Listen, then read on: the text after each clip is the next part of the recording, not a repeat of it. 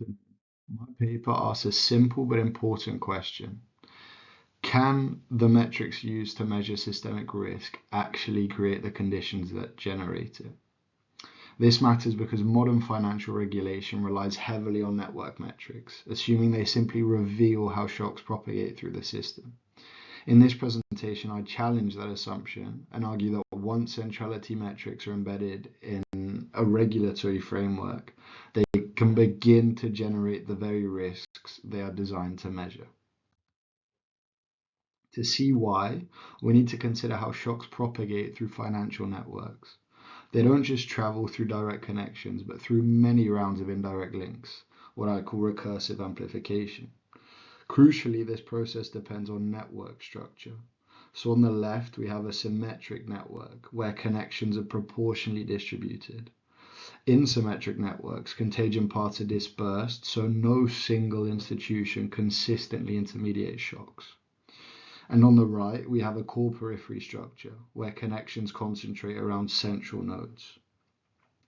In this type of asymmetric structure, contagion paths repeatedly pass through the same central institutions, concentrating amplification.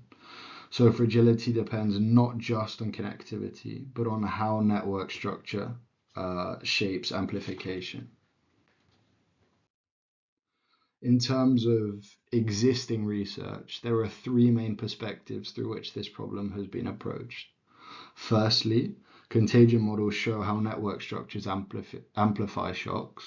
Secondly, centrality analyses identify institutions that are systematically important within those networks. And thirdly, performativity research shows how models can influence behavior once they're embedded in institutions. But these literatures share a key assumption, which is that they treat network topology as fixed. What's missing is an explanation of how risk metrics themselves reshape the networks that they measure. In order to understand this missing link, we need to think about how measurement affects incentives. Starting at the top here, once centrality determines regulatory consequences, network position becomes economically valuable. Institutions then adjust their connections in response, but crucially, these incentives are asymmetric. A link to a peripheral institution has little effect, whereas a link to, let's say, an already central node can significantly increase centrality. So institutions tend to connect to already central nodes and may even attempt to become too central to fail, which concentrates links around the core. Some institutions may instead reduce exposure to avoid thresholds, but this also reshapes the network. So moving down the mechanism, the network becomes more asymmetric. But in either case, the metric is not just measuring the network, it's actively shaping it. We can see this dynamic clearly in the reform of over-the-counter derivatives markets. Before 2008, these markets were largely bilateral, but post-crisis regulation introduced central clearing, creating a core periphery structure. As shown here, exposures are routed through a central counterparty.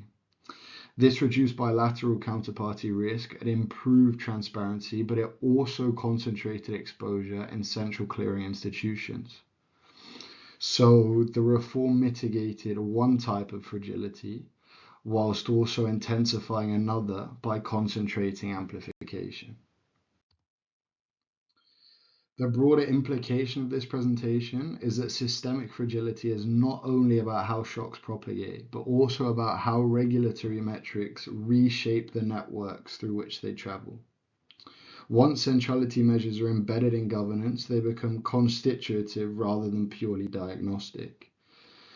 So they influence incentives, alter link formation, and can gradually reshape network topology. Under these conditions, measuring systemic risk can itself participate in producing it. And finally, here are some key references I used to make this presentation. And thank you for your time.